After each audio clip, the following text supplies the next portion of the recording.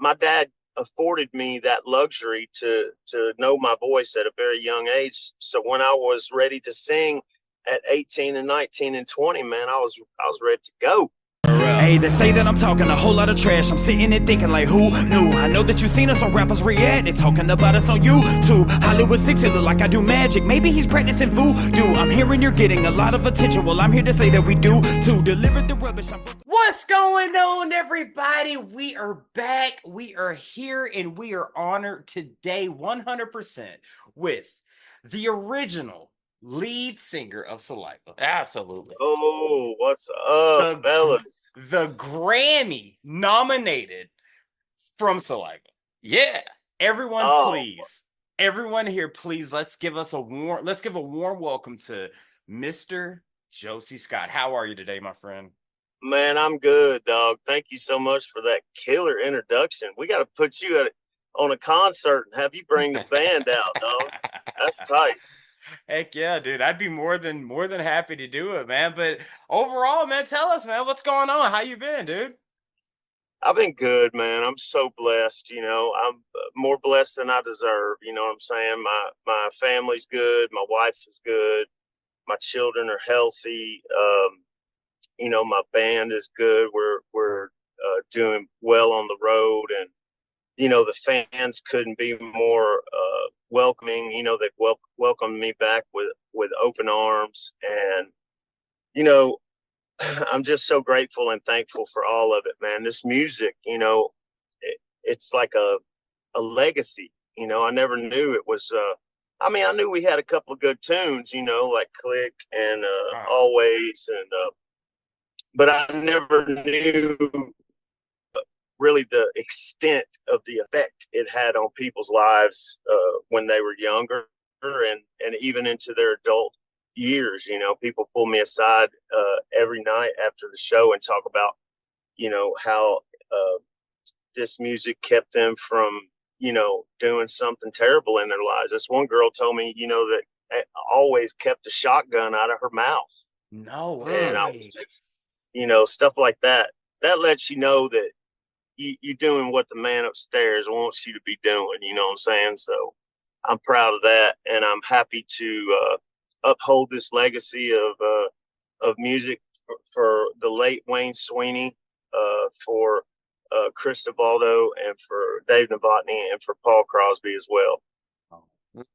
Hey man, those are very heartfelt words. And first of all, before we even start, before I even ask you our first question, we do things a little different here, at the Trash Talker studio. We're not your typical, hey, how was this? How was this? Man, we want to connect with the person. We want to connect with Josey. So things when we're here, man, we look at this as a big family. We're talking to a fellow Southerner. If you haven't noticed, you see what shirt I'm wearing, right?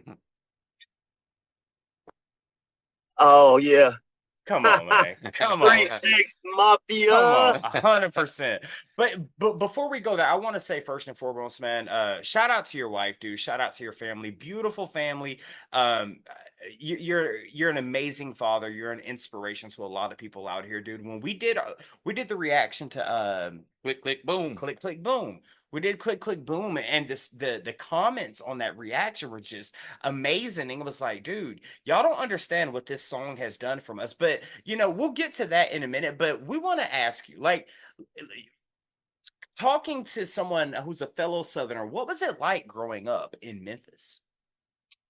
Man, it was amazing growing up there. I was a typical PK, preacher's kid, and my dad was a gospel and country artist growing up. Wow.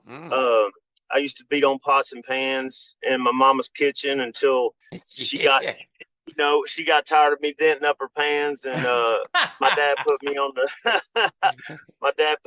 drum kit, and I started playing behind my dad in church. When growing up in church, and after I got her, I began to explore singing. You know what I mean? And at about 9 years old, I was taking my little Kmart tape recorder and recording songs from across the room, and I set the radio across the room, and then I would go back across to the other side of the room and sing with the music on the radio into the tape recorder. So I was making my own little tapes and everything. And my parents broke in my room one day and they're like, "You can sing."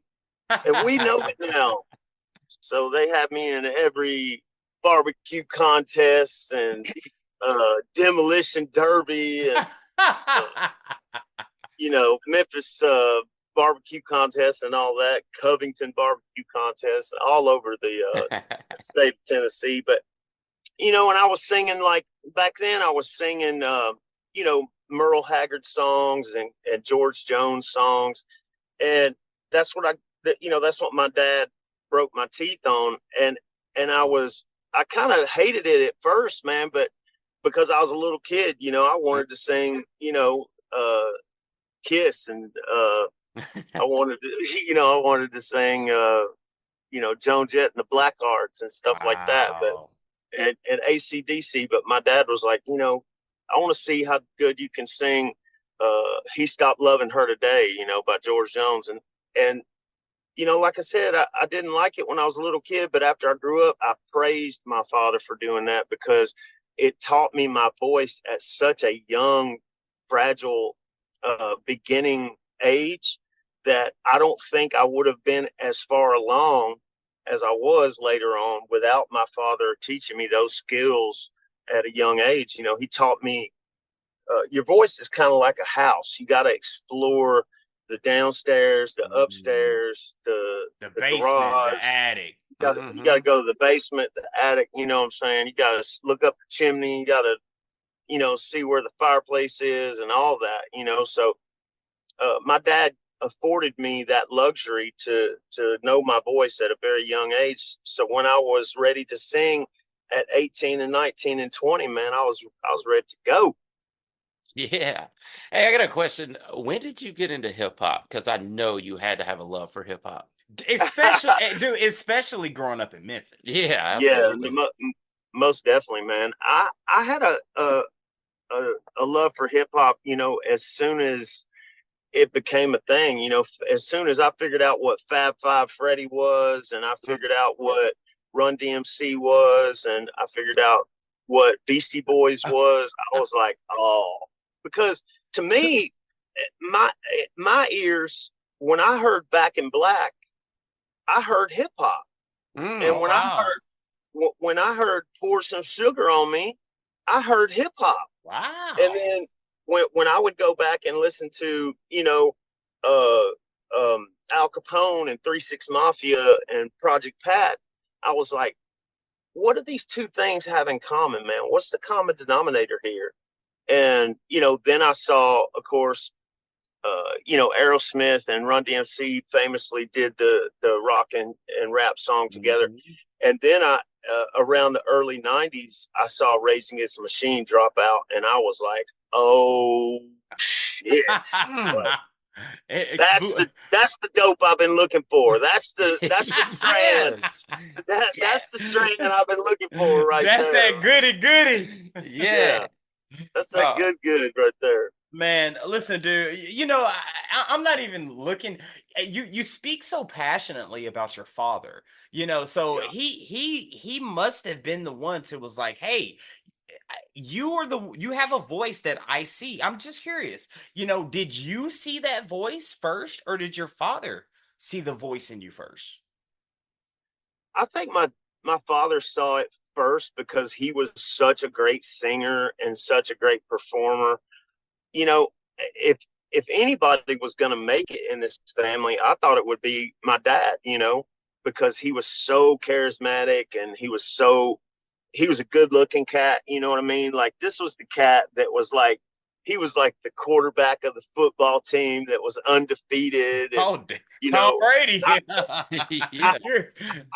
I still run into old ladies down in Mississippi, man, where he went to school, and they're like, "You're Scotty's boy, aren't you?" And I'm like, "Yes, Lord have mercy." And dude, they'll have crocodile tears running down their face talking about moments with my dad and experiences they had with my dad. And I was a 100% daddy's boy, man. My dad was my whole world. You know what I'm saying? So, um, watching him growing up, he was a real huge influence That's on my awesome. life, and he was a preacher. So, to Wow. watch him, share, God with people Yeah. and his music, I knew there was some also a God denominator in there Right. somewhere.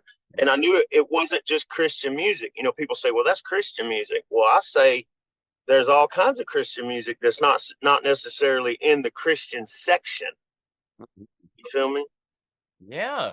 That's so interesting you say that, because especially in the South, and to all our subscribers out there watching this right now, to all the, Saliva Josey fans out there, in the South, it's a little different. When you hear Christian, you automatically think gospel Yeah, music, you think gospel. Yeah, absolutely. But there's a lot of, like Josie was saying, there's a lot of secular music that involves a lot of spirituality that you Yeah. wouldn't think of as gospel Right. music. Mm. Right. I mean, if you listen to a lot of like some of the big Southern hits, and we're gonna get to the rock and metal side of it, but when you listen to a lot of big Southern hits like Outkast, 3 6 Mile. Mm-hmm. By the way, like you brought up, Josie, you brought up Project Pat. Project Pat and Juicy J, their father was actually a pastor. Mm-hmm. And a lot of people. I want a lot of people who's watching this right now to know that even though when you mention gospel and Christian rap or Christian music, it doesn't necessarily mean one type of genre. It means you can Sure. take that spirit and move it on to something totally different. But this is a perfect segue here, Josie, because I heard, and I want to hear it out of your mouth. I want to hear it Uh-huh. out of your mouth. Is it true? Is it true that your first show you did with Saliva on Halloween in 1996, were you really dressed as a nun? Man, that was a last minute, not to make an excuse, because to give you the quick answer, yes, I was. But the long answer is, we were famous for doing a really special show on Halloween. Like one Halloween, I went all out and got full Elvis gear from head to toe, man. Mm. I got the authentic jumpsuit. I got the jewelry. I had my hair right, dude, and I had my Did you have friends. this? Did you have The mud The chops. burns. Oh yeah, I had the Yeah. burnies, man. And I even had my homeboys get a casket from the funeral home, man, and put me in a casket and Yeah. pallbearer and take me on stage. And I came out the casket and did the Saliva show, dude. It was buck Wow. ass wild, dude. Yeah. It was buck wild. So the nun costume, it was a last minute knee jerk decision, man. I didn't have a good costume that night, and I wanted to wear something that would be worthy of the evening. And I picked the nun's outfit, man. I kind of felt bad about it too, but I know, right? it is what it is. Dude, the ultimate Yeah. question is, where did you even find a nun outfit at? Where'd you Man, get? my friend owned a Spirit Halloween shop, man. And I went by there and picked out I think I went late. I think I went a little late that Halloween, and the costumes had sort of been picked over, and none was the only thing left, dog. Why not, dude? Hey, we're going a little out of chronological order here, Yeah. but I want to It's all know good. I want to know about Blackbone and what their sound was like. Yeah, Blackbone had a really contemporary sound for the mid to early '90s. We were messing with hip hop and rock. It's sort of like if you ever watched the show 30 Rock, my man was on there trying to figure out a way to make porn fit into video games. He was Oh like, yeah. I've got to create the perfect beast. Jeez, If I can yeah. just do it, I'll be a millionaire. And that's always been me with hip hop and rock. Is I've always tried to create that perfect Frankenstein with just enough Southern just enough 3-6 Mafia bounce with just enough AC/DC guitars and that high production like Def Leppard, you know. And so that's why I was such a huge fan of bands, you know, like Rage Against the Machine and Korn and Limp Bizkit and you know, Linkin Park, man. Oh, Linkin Park. another great segue. You know, you were Grammy nominated in, what was it, the best rock? I think it was the best new rock. What was the official title? I think it was best debut rock song or something like that. It's in there on my wall. I had to go read it. But either that way, was my first one. Yeah, either way, dude, that's a big accomplishment, man. Absolutely. How do you feel about being nominated for a Grammy, which most, you know, me and Smokey make music ourselves, being rappers ourselves, being a musician, getting a Grammy is one of the biggest accomplishments you could get. How did it feel to be nominated for a Grammy? Man, it's, you know, like they say, it's an honor just to be nominated, and I don't want to sound you know, stereotypical, but that it is, man. It's a huge honor. I don't put all my eggs in one basket with award shows and things like that, because at the end of the day, it's not about that, man. It's about that human connection that you have with people, and the awards and the nominations. That's just the fringe benefits, man. You know what I'm saying? If you happen, it's like an actor getting nominated for an Oscar. You know what I mean? I was happy just to have been nominated. I'll tell you an interesting story though. Is we were sitting there in the crowd and we watched Tool win an award that night, and they went up and accepted their award. And and right before they gave away our award, the guys from Linkin Park walked over, and Chester leaned down and he goes, "I just want you guys to know it's an honor to be nominated with you, and it's an honor to be in the same category with you." And we were just like, what? Like, our jaw was on the floor, dude. And I was like, we're honored too, dude. You know, I knew they were nice guys, but I had no idea that they were such gentlemen, man. And they had such class, dude, that they would come up and honor us like that by saying, you know, we just want to let y'all know before the winners announced that it's just an honor to be nominated with y'all, man. And, you know, it got me in my feels a little bit when he did that, dude, you know? Yeah. And first, we should say rest in peace, Chester, man, because absolutely. Rest his soul, man. Absolutely. For him to come to you, dude, and I'm sure, I mean, who wasn't jamming? And being the biggest name in nu metal, they could have easily gotten the big head and, you know, just blew you off. Sure. But that's amazing that they were that cordial to you. Facts. Absolutely. Facts. I had a question for you.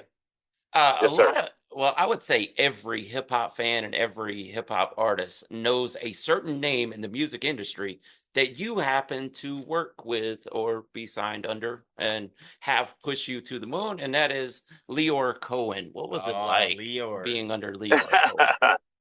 Man, Leor was my buddy, dude. We were, you know, and Leor, there's so many stories I could tell you about Leor, man. We ain't got nothing but time, brother. he took such good care of us, man. One of the last phone calls I was on, right before we were about to get our deal, the gentleman that was the head of A&R at the time, he said, you know, Josey, he goes, we hear you rap and then we hear you sing. He goes, I've heard a lot of rappers in my life. He goes, I just don't know if we buy your version of rap in the song "Your Disease" is what they were talking about. And there was this long, like 5 to 7 seconds of silence, and it was like an eternity for me. And then I heard Leor speak up, and he goes, "Well, I love it," and that was it, dude. That was the end of the conversation, man. And I just said, you know what? I can't. The only way I can defend that statement is I grew up in Memphis. I grew up around 3-6 Mafia and Project Pat, and Juicy J, and DJ Paul, and they're dear friends of mine. You know, when I was starving and didn't have a dollar to my name, man, DJ Paul and Juicy would bring me up to the studio and have me sing a hook on a record, and then they would cut Wow. me. They would take me in the next room and cut me a check for $10,000, dude. Wow. Like it wasn't nothing, dude. And I was starved. You talk about a starving artist, man. I couldn't even buy a fucking hot dog at the time, man. And they made sure us Memphis artists could eat, dog. Yeah. And I will never, ever forget that. Man, one thing again, to the trash talkers out there watching this, you guys got to remember, Georgia, we're in Atlanta, Georgia. I think what Memphis is what? Like 4 or 5 hours. I mean, we probably could have did this face to face if we really wanted to just, do this. But I want a lot of trash talkers to understand that me and Smokey being rappers, Josey being part of Saliva and being a rapper himself, one of our favorite rap bands, obviously, is 3-6 Mafia. And you being from Memphis, and I want to hold that question off for a second. What I do want to ask you, being from Memphis, I want to hear it from you, because I heard Memphis being an acronym for so many things, like making easy money, pimping. I wanted you to say it. So what does Memphis stand for Josey Scott? I mean, it's always been making easy money, pimping hoes in style from the hip hop style, from the hip hop side. You know what I'm saying? But Memphis has always just simply meant home to me, man. You know, I've been treated with such love and such hometown care from them. You know what I'm saying? Me and my wife were married at Graceland. We got married at Elvis's house. Wow, really? Yeah. What was that like? Oh, it was incredible, man. We were gonna get married out in at the Tennessee River, man, at this little golf course, and we didn't know much about it, and we just kind of picked the place because we just wanted to get married. You know what I'm saying? And we were at a Grammy event in Memphis, and we were backstage, and like there's Ike Turner's back there. Scotty Moore, Elvis's guitar players back there, and Elvis's drummer was back there, and he goes, hey man, he goes, if y'all want to get married at the house, you can get married at the house. And I said, your house? He said, no, man, you can get married at Graceland at E's house. EP. He said, you get married at EP's house, and I was like, what? He said, yeah. He gave me his card, and he goes, you give him a call tomorrow, son. He said, call up there and ask for the lady at the little chapel in the woods. And I was like, bet. And so I called the lady the next day, and they handled everything, man. They handled the flowers. They brought in the minister. They welcomed our friends in, and our groomsmen and our bridesmaids and our family members. They set up 2 jumbotrons outside and filmed the whole thing. It was amazing, man. That's awesome. I'm so grateful to them. You can go ahead. Oh, okay. I'm gonna save my very important question for the last. All right, because I got bro. Smoke dog. Yeah, listen. With me, man. Okay, I don't even want to touch on that, but I do want to. There's 2 things I want to touch on before I really get into what me personally as a fan. So one thing first. I heard that you're making you made, or you still might be making music with your stepson, Dynamite DeLone. What's that like, making music with your stepson? Man, it's been such a incredible journey with my son, Dynamite DeLone. Man, I have to give him credit for the reason that I'm coming back, man, because I went into, I've always had mental health challenges my whole life. I've had experience with depression and anxiety and agoraphobia and all kinds of things my whole life. And I've tried to medicate it, and I've tried to go to different all these different witch doctors, and these people put you on all kinds of medications that don't work. And I've tried to sort it out my whole life, and I was in a really dark place, man, and I really didn't want to do music anymore. And I thought, the best thing for me to do would just be able to step down and concentrate on raising my son Justice and my daughters Jolie and Jordan, and just concentrate on my marriage and my family. And my son just never gave up on me, man. He was always he would always tell me, he'd be like, I got a drum kit in there, just come in the studio with me, and you play drums and I'll play guitar. We'll just jam. We'll just have jam sessions. And I'll be like, okay, all right, how do you say no to your son when he wants to do that? So, I would get in there, we'd have little jam sessions, and we'd come up with some tight little grooves, you know what I'm saying? And that sort of started piquing my interest, man. And, we were trying to put we talked about doing the Saliva reunion with the OGs and everything, man. And it would look like it was coming together, and then it wouldn't.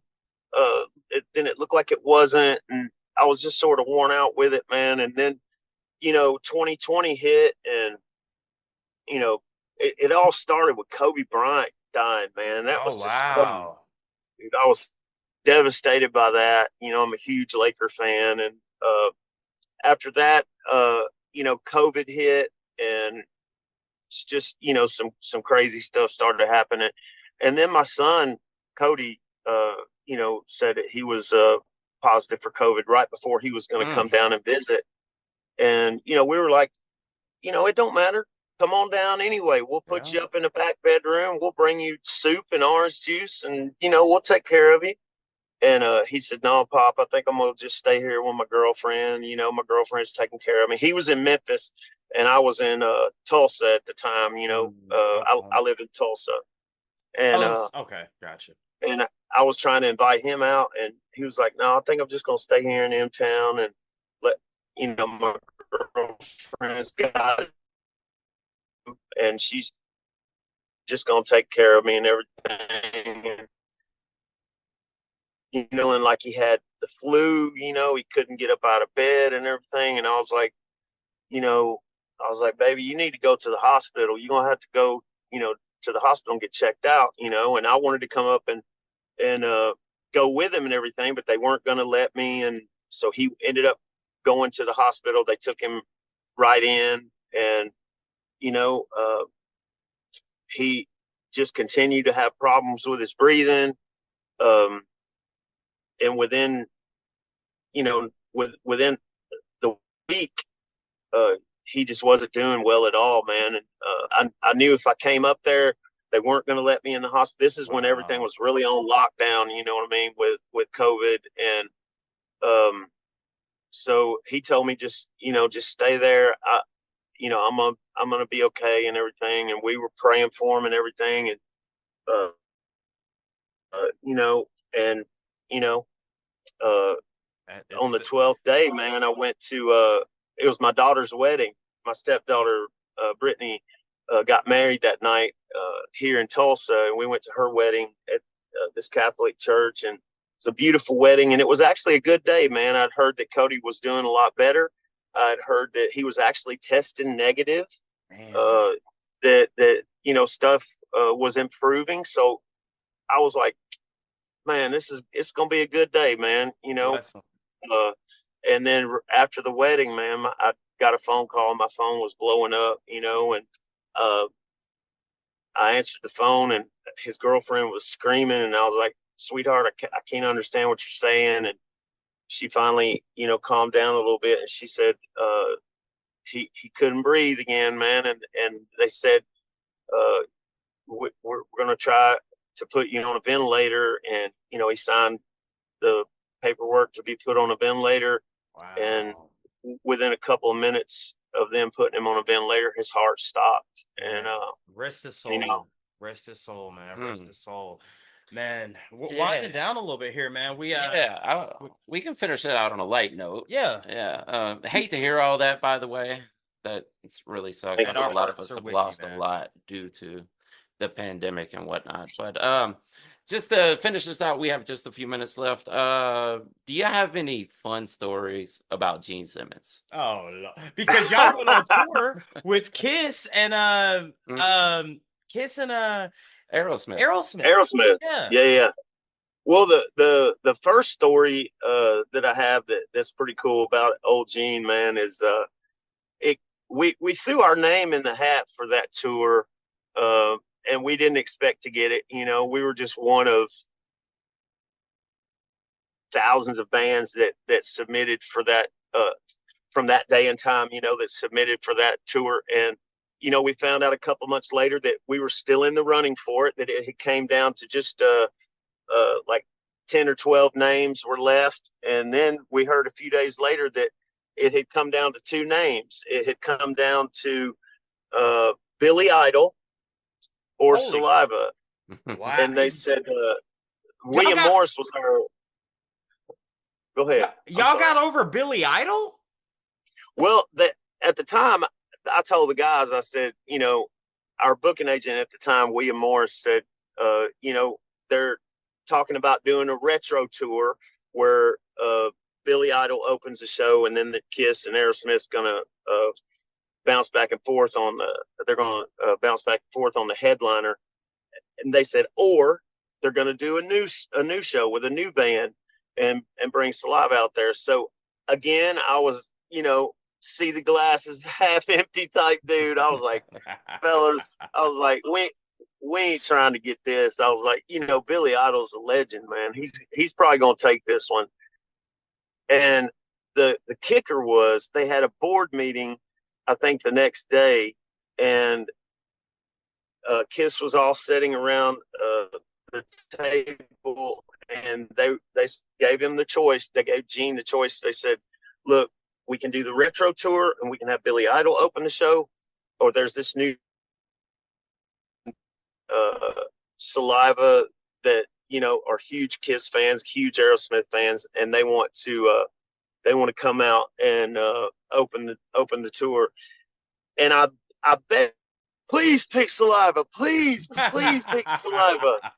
And the rest is history, man. That we actually got picked. I could not believe it, man. I thought I was literally Dreaming. like in a netherworld, dude. I Yes. could not believe we got that tour, dude. 100%. Yeah, man. absolutely. Listen, dude, we're winding down. Just real quick, you know, I just we want to we do something here at the show where we try to get a quick fire answer from you. So Okay.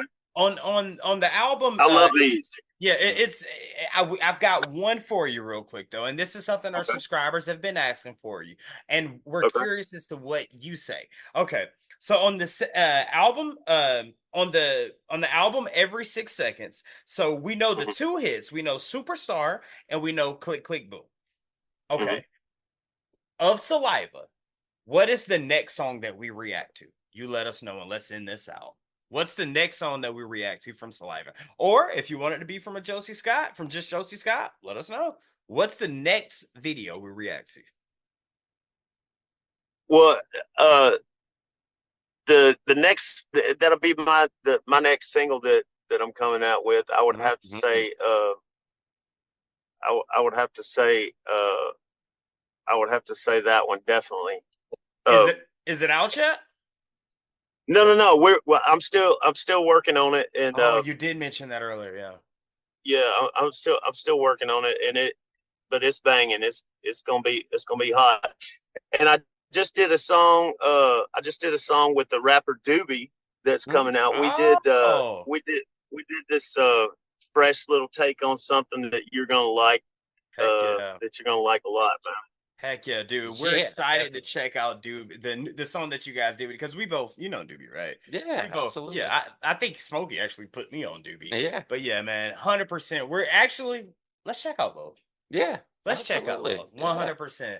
Listen, to the trash talkers out there who are watching this, everyone, please show this man support. A true good man, great singer, great rapper. Josey Scott, from the bottom of my heart, Thank you, from man. the bottom of Smokey Heart, we want to say thank you so much for giving us your time and having a great conversation with us today. Absolutely. Thank you.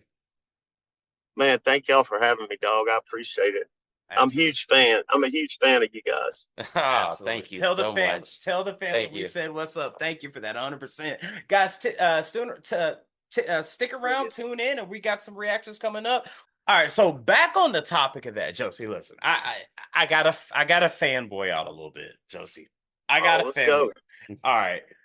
First of all, I've always wanted to just hear this out of your mouth, because off of the Lil White homicidal, suicidal. Love that song.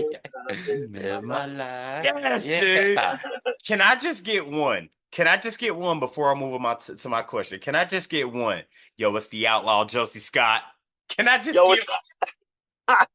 it's the outlaw Josey Scott. Heck yeah, man. Heck yeah. Dude, what was it like working with?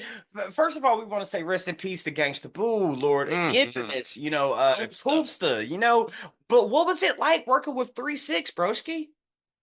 Man, it's always been such a pleasure working with them, man. We literally used to sell our albums out of our trunk on Beale Street side by side. Ooh. The only difference is we were in a beat up Toyota and they were in a brand new Lexus.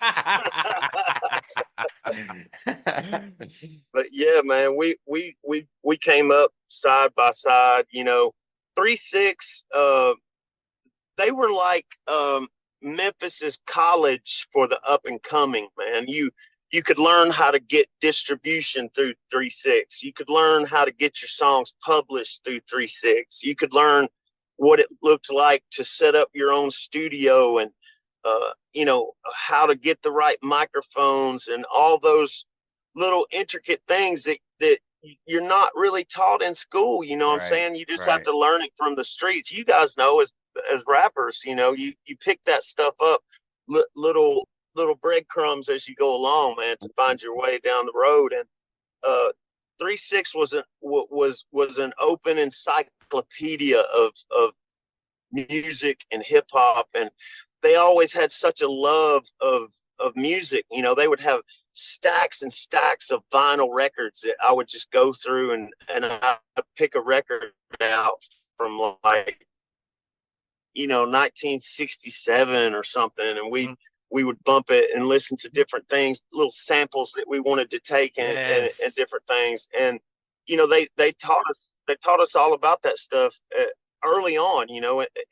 All the way back to the 90s.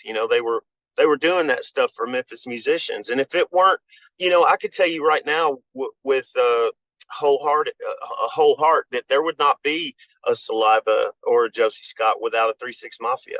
Wow, that's a big statement, dude. Wow. Yes, sir. Wow. Man, you know what? There may not be me and him rapping together if there wasn't a 3-6. Dang it, you're right. For real. And listen, me and Smokey have been making music. We've been making music. How long do you think? Or how long have you been making music? About 20 years. 20. So I'm probably right there. I started making music when I was like 9, 10. So we've all come from a music background, especially you bringing up with your, your dad being in the church, dude. So we all have this similar connection to where we F with music. But again, I want to get back on the 3-6 thing real quick. And I know Smokey's got some questions that he's dying to ask you as well. But I feel like you're going to say Lil White. But if you had to pick... First of all, I want to say I have 3 wishes in life. And one of my wishes is to make any type of song with any member of 3-6. I want that. And you got that. So do you have a favorite member of 3-6? Just curious. 3-6 Mafia. Did you have a favorite member? Who was your favorite? Man, I was always so intrigued and intimidated by Lord Infamous, man. He was, you could just feel him walk in the room. He was one of those guys. And Paul and Josey too, for sure. They got that star power, man, when they walk in the room, you can feel the hair on your arms stand. But Damn. Infamous was just, he just had a different vibe, dude. He was, you couldn't take your eyes off of him. He was one of those guys that when he walked in the room, you orbited him. You were in his orbit. He wasn't in your orbit. You know what I'm saying? Yeah. They're kind of a dark presence too, though, right? Yeah, no, for sure. For sure. Mm-hmm. I have a lot of respect for him and the whole 3-6 Mafia family. Rest in peace. Absolutely. And my favorite was always Coops, though. Did you have any run-ins with him? So, man, Crunchy Black, you know, Gang was, she had, before Saliva was, it was called, we called it the Purple Church.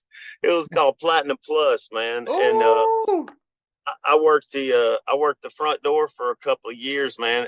And you know, thank God for that. You know, thank God for that job too, because I was able to pay my child support. You know, support my children, stay out of jail, stay out of trouble. You know what I'm saying? Because of that job. You know, parking cars and hustling tips and walking strippers to their car at the end of the night. You know, that was my gig. Yeah. Hey, it's a tough job. It's a tough job. Somebody's got to do it. Yeah, exactly. Might as well be me. I got another question. I think I may have seen one of your last performances with Saliva. It was at the Gathering of the Juggalos of 2011. Oh, wow. Yeah. Yeah, I was actually working for Psychopathic at that time. Yeah, Smokey worked with Psychopathic. Yeah. He worked with Psychopathic and performed at a few gatherings. Yeah, did actually. Wow. Yeah, never got the big main stage like you guys did, but I was always doing the side stage over there at like 3 in the evening, you know. But Yeah. what was it like being there? Because everybody that goes to the gathering has this crazy story. Well, you know, we were kind of scared to death a little bit because they said, you know, if they like you, they're going to throw. If they don't like you, they're going to throw piss. If they do like you, they're going to throw piss. So we were like, oh, wait a minute, man. that's a lose-lose situation. I was like, you know, so we went into it, you know, with our guard up a little bit, you know, but man, dude, it couldn't have been more of a welcoming vibe, dude. You know, the fans there were so nice to us. They welcomed us with open arms. You know, Insane Clown Posse was there and they welcomed us with open arms. We came up on the bus with them and they were in full makeup, full regalia, dude. Always. I was tripping. And then when we went down to the stage, you know, we were about to go on and we're putting our in-ears in and everything, and somebody handed me the microphone, and then this little dude walked up beside me and he goes, yeah, I'm gonna announce y'all tonight. And it was Flavor Flav. Flavor Flav. He announced, because I was doing Hype Man for Boondocks on the main stage that same night, and he introduced us. That's crazy.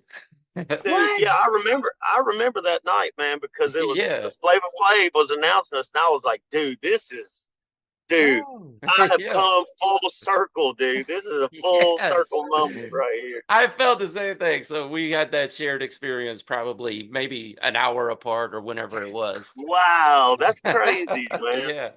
Oh, absolutely. Hell yeah, Smokey. You see how life works, man. It's like, dude, we do a reaction to, you know, click, boom. And man, shout out to all of our subscribers. Shout out to all the Saliva fans. Shout out to all the Josey Scott fans. But dude, this was meant to be. For us to sit down, like for Smokey to tell that story. Flavor Flav did the same exact thing that happened to you. Yeah. Josey, what are the freaking odds, bro? God dang. I know it. And, you know, I've never asked to be on a podcast that I just saw, but my wife was watching this on her phone, and I was like, I said, are they reacting to Click, Click, Boom? She was like, yeah. She goes, this is what the video is. And I sat down and I watched a little bit of it with her, and I said, man, I've always wanted to see rappers react to just see what the reaction would be to a song like Click Click Boom. I was like, tell them I want to be on that show. I was like, can you tell them that I want to be on there? And she was like, yeah, I'll shoot them a message. And then I got I think I figured out you, Smokey, on Instagram Yeah. or whatever, and Mhm. I shot you a message or whatever, and I was like, man, you know, I know you probably think I'm crazy, but this is Josey Scott, man, and No, I'd really love to be on y'all's show, you no, that's know. And amazing. he like messaged right back, man. He was like, done and done. Yeah. Absolutely. Hey, But man. yeah, I told my wife, I was like, I want to be on that show. Yeah, dude. Yeah. And again, we want to say shout out to your wife, man. Shout out to your kids. Shout out to your family, dude, because not only do we appreciate, you know, all the love that you're giving us and, you know, your entire family that you got it. First of all, it blows our mind to know that Josey Scott from Saliva that made music with one of our favorite bands that you guys Mhm. actually checked us out, but it's the the it's equally turned around because dude, we F with you just as much as you know you guys like our show. You know, I would say probably more if I'm being honest. But man, Josey, dude, Definitely. this is something we were definitely looking forward to, man. And We really appreciate your yeah, time for sure. 100%. Yeah, most definitely. Yeah, man. Mhm. Josey, And my listen, new single is called Evil Knievel. Yep, I was about there to you go. say, get Come some on. plugs out, Yeah, whatever you get your got. plug. What you got, broski? My new single is gonna be called Evil Knievel, man. I'm working on it. I've been tweaking it for a long time now. Anybody that keeps up with me knows that I've been tweaking it for a minute, man. I just got to have it perfect, you know, because you're following a classic song like Click Click Boom and Yeah. Superstar and Your Disease and Always, you know. I don't want to ever lower that bar, man. I want that bar to always be up there, you know what I'm saying? So, you know, if it takes me a while to release some new material, man, it's because I have to have it Yes. absolutely perfect Dude, you Mhm. that's so much like before it me. comes out. No wine before it's Yes, and that speaks on so much how we work as well because it may take us a minute to put stuff out. And when we were younger, and I'm sure you probably felt the same way, but when you were younger, you just were like, put it out, put it out, put it out, put it Oh out. yeah. But Yeah. You put out a lot of bad tracks doing that too, but yeah, that's how it was. Especially being rappers, we have a very prolific catalog of stuff and a lot of sure. unheard stuff also. But we were just making song after song after song. The older we get, the more we're like, okay, that's not ready to go out. right. You know? Yeah, Right. and we can 100% agree with what where you're coming from because it's like now that you grow not only as a man, not only as a person, but you grow as an artist. So it's like Sure. you want to put out the top notch quality. So we're excited to hear Evil Knievel, dude. We're definitely Mhm. Heck excited, yeah. man. We're excited. Absolutely. Josey, listen, man. Go ahead. Sorry. No, I've been blessed to work with some great producers too. Scatterbrains in Nashville, man. Mm. Bob Marlette, who did the Oh, first three yes. Saliva records. I Saliva. love Bob. Malcolm Springer is there in Nashville. I love Malcolm Springer. You know, we actually did Evil Knievel together. I recorded it at Malcolm's studio. So, you know, it's just I've just been blessed, man, and very, very fortunate to work with the super talented, good people. You know, just good hearted, salt of the earth type people, man. And that I saw that in y'all too, man. Because real recognizes real, man. I don't care what nobody says. You know, you can feel it. I can tell you within 30 seconds of meeting you, man, if I'm in or out, dude. And Facts. I told my wife, man, when I saw y'all, just from the little interactions I saw y'all have with each other, I was like, baby, I was like, Kendra, you got to get me on that show. Facts. Yeah. Facts. Shout out to Kendra because she Love made it. it happen, Love man. it. She Yeah. made it Yes, happen. sir. Listen, Yeah, again, my friend told me the other day, he goes, man, your wife's really fine. I said, yeah, I know. He goes, you punched way above your game, didn't you? are you serious, bro? I was like, dude, you preaching to the choir, dude. I already know I punched way above my weight, dog. That's why I Way married above my her. weight. That's That's why right. That's why I married her. yes, dude, Best believe. 100%, man. Listen, man, dude, seriously, wrapping this up, Josie, seriously, this is nothing but an honor and a pleasure to have you come on here. we just want to say thank you for just giving us your time, man. And we're excited for Evel Knievel and anything that you got coming up soon, man. We're Thank really you, man. fans. You know, you said you're in Oklahoma right now, I think you said. Yeah, I live in Oklahoma. Yeah, Right. in Tulsa, Oklahoma. Tulsa, but come on, man. You from the South. You know, even though that you live there, there ain't Yes, nothing. sir. Your home is in the South, right? Would you agree? Yes, sir. I'm Memphis to my bones, dog. Absolutely. MEMPHIS and ATLANTA. We have made it to the trash talkers watching this, guys. Thank y'all so much for tuning in. To all the Saliva fans, to all the Josey Scott fans, thank y'all for hanging out with us. Josey, you got any last words you want to leave for us, man? Anything to the subscribers? Man, I just thank the subscribers, man. I thank the trash talkers, and I thank the Lord for having two brand new cousins that I love, man. You guys are awesome, dog. Absolutely. You are no longer a friend. You are no longer a foe. You are no longer an interviewer. You are a freaking cousin at this point. Family. Dang it. Yeah. Hey, man, brother. Big facts. Big facts. Big facts. Yeah. Again, y'all, thank y'all so much for tuning in. Check us out. We got many more reactions coming up. Again, can't wait for Josey Scott to drop Evel Knievel as well. Well, what he did, you know, with help me out, my memory's terrible. The song he's got coming out with Josey, help me out. My brain. Scatterbrain? No, I'm scatterbrain, but he's coming out Evel Knievel. with he did it with Doobie. With Doobie. Doobie, yeah. Doobie. Thank you. See, Yeah. now we cousins.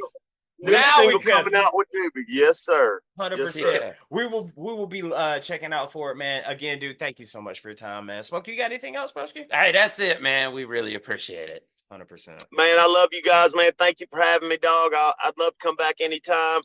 And thank you to the subscribers, man. You know, trash talkers, love you guys. And I will see you on the road, baby, with Josey Scott's Saliva. Y'all come see me. Absolutely. We're going to be there. We will. And with that being said, my name is Behringer Hollywood 6. I am. There it is. Funky Ramirez. And we are over and out. Deuces. Deuces. Yeah.